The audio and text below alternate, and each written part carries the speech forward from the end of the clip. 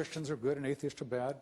But if you're saying that religion poisons everything with the assumption that other things do not poison, that's clearly wrong. You write about, these terrible things that went on with some of the Quranic things, some of the Inquisition. Yeah, the Inquisition over the centuries apparently killed 5,000 people, which in my view is 5,000 too many. Stalin and Mao killed not 5,000 or 50,000 or 500,000 or 5 million even, but probably at least 50 million. That's the experience of atheism in power in the 20th century. And so it's remarkable. If you read this book here, Christopher writes about atheists respecting free inquiry and open-mindedness, not excommunicating each other. Well, yeah, the 20th century was a century of atheists not excommunicating each other, but murdering each other. Okay, what's the antidote to all this? One simple word called grace. John Newton, the author of that hymn, Amazing Grace, he was a slave trader. He became a Christian. He finally realized the evil he had done. And with confidence, he could fight against slavery despite his past because he knew that his sins were forgiven. You talk about religions in general, you lump all the religions together, but Christianity does differ from other religions in its emphasis on grace. There are lots of religions that are bargaining religions. Yeah, I'll do this for you, God, or Allah, or Vishnu, or something, and you'll do something for me. Bargaining religions really cause big trouble often, but Christianity, which sometimes causes trouble, at least it's about grace. We cannot buy God off. We can't trade with him. And folks who get this find it enormously liberating. John Newton mentored a young member of Parliament, William Wilberforce. That name's becoming familiar to some people this year because it's the 200th anniversary of the abolition of the British slave trade. Wilberforce fought for that for 20 years in Parliament. It was he and other Christians in Britain who led the way. And Parliament finally agreed in 1807 to abolish the slave trade, and then Wilberforce kept fighting for another 26 years to try to abolish slavery throughout the British Empire. And that finally happened in 1833, just a few days before he died. What a great life. He persevered. And he persevered because he got it. It's all about grace. I don't know what teaching you absorbed, but it wasn't John Newton. It wasn't William Wilberforce. When we understand that God is our Father, we don't have to win our love by, as you say, mortifying our flesh or giving some money to religious authorities. We can't lose his love by asking hard questions, by arguing with him at times. It's not a police state or a banana republic, as you say. It's love. I just wish you could get that. Religion poisons everything. Chesterton, 100 years ago, G.K. Chesterton was asked by the Times of London to write, "What's wrong with the world?" And Chesterton responded with 2 words, "I am." So you can throw out my journalistic research, my historical research, and that of others. You can say it's all wrong. But here's Chesterton's reply again. What's wrong with the world? I am. You throw out everything else, and I can still tell you that religion doesn't poison everything. And since I'm the guy defending Christianity here, and I'll end with another confession. Both you and I were married and divorced before our second marriages, which thankfully have lasted. I don't know your experience, but I do know mine. When I was an atheist in my early 20s, I was a lousy husband. I was married for 2 years. It lasted only that long. And I became a Christian in 1976. And my marriage since then, it's lasted for 3 decades. Now, I'm obviously not saying that only Christians or religious people have long marriages. And I'm just saying that in my own case, Christianity did not poison everything. Christianity was actually the antidote to the poison that was within me. I'm still selfish, but not utterly selfish. Without Christianity, my marriage would not have lasted. And I know that Christianity doesn't poison everything because I have 4 fine sons. And before I was a Christian, I favored abortion.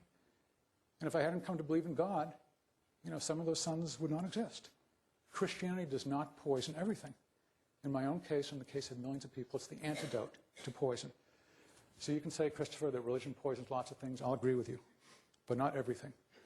I'll also suggest that atheism poisons lots of things. There's plenty of poison to go around.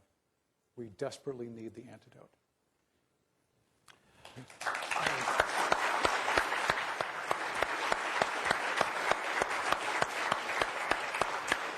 Well, I think that was just fascinating, just terrific. Now, we are to have questions, I believe, do we have time? But very, very brief questions from the audience. May we do that? Very, very brief before we have the signing part of this. Let's ask in the audience, anybody who's not been numbed into silence by this great debate. In the back, ma'am. Hello. That was really compelling, and thank you for sharing your time. I wanted to ask Christopher, you referred to the Lord's Resistance Army as evil, which I completely agree, and it's a very sad state of affairs. But I was wondering, in your use of the word evil, are you using it as an adjective, or can you believe in evil but not believe in God?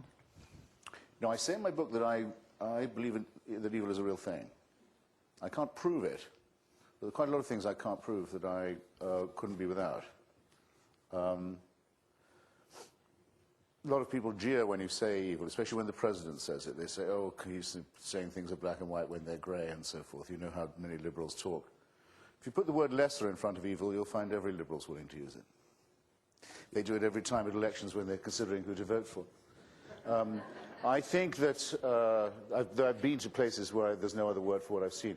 It's the surplus value of sadism and dictatorship and slavery and so on. It's the gratuitous bit on top, the bit that's just there for thrills and that would be done even if it didn't do the perpetrator any good.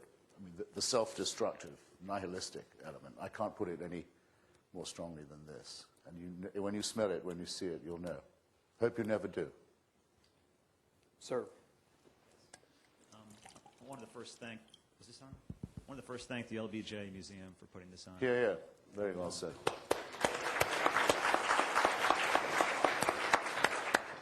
I'm a Christian. I attend church.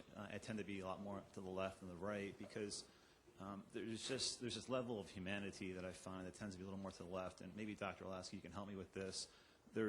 It just seems like, I know it's biblical. It comes out of the Bible, and I've heard.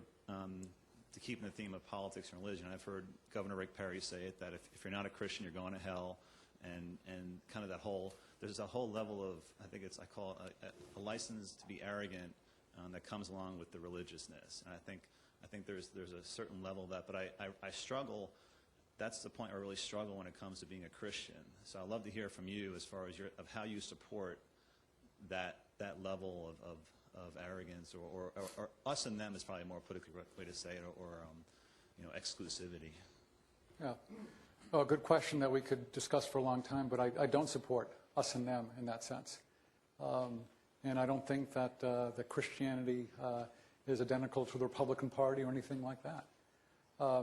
There's a professor from Syracuse University who just came out with a book in December about levels of both charity and personal levels of monetary charity and personal commitment, volunteer time. Arthur Brooks found that, in fact, whether it's religious left or religious right, both groups give about 40% more of money and time than people who are secular, whether on left and right. So the things that unite Christians on the left or right are much greater than the things that divide us, and I would say the same about Jews and people of other religions too. And Hamas. I'm tempted to ask before we go to the next question. Since Christopher and I are non-Christians, will we go to hell in your mind? I'm never going to say that about anyone. It's not my call. Per the governor's comment, okay. Sir. So this question is for Mr. Hitchens. So I'm interested, I really appreciated the talk, and I was trying to keep an ear out for the arguments that you gave in support of your position. As I understand it, the position is something like this. There's no good reason to believe that religion in general and Christianity in particular is true, and in fact there's really good reason to think it's false. Is that right? So here's an argument, or here's some gestures at arguments that you made. You reported a kind of distaste for various Christian doctrines like omniscience and atonement and the doctrine of heaven and stuff. So you said it's a horrible proposition, these things. So I don't know if that technically counts as an argument. I mean, there's lots of things that I find distasteful, like certain propositions about cockroach reproduction and stuff just absolutely disgusts me. Mm-hmm. But that might be a reason to hope that it's false, but it's not a reason to think that it's false or believe that it's false. I didn't imply that it was. Okay, so that's so there's a reason to be glad of your reasoning. Oh, okay, so that's not the argument for the conclusion, for your position. So here's what maybe the argument was. You said there's this great diversity of religious belief. There's a lot of different religions out there, and if I'd been born in a different time in a different place, probably I would have had a different religious belief or something. So therefore I should eye my religious belief with a special suspicion or something. I'm not sure where we're going with this. So that doesn't seem like a... Sorry? Let me ask you, what's your question? Okay, I'll get to that in 2 seconds. Okay. Ready? So that doesn't seem like a good argument, because I mean, if I'd been born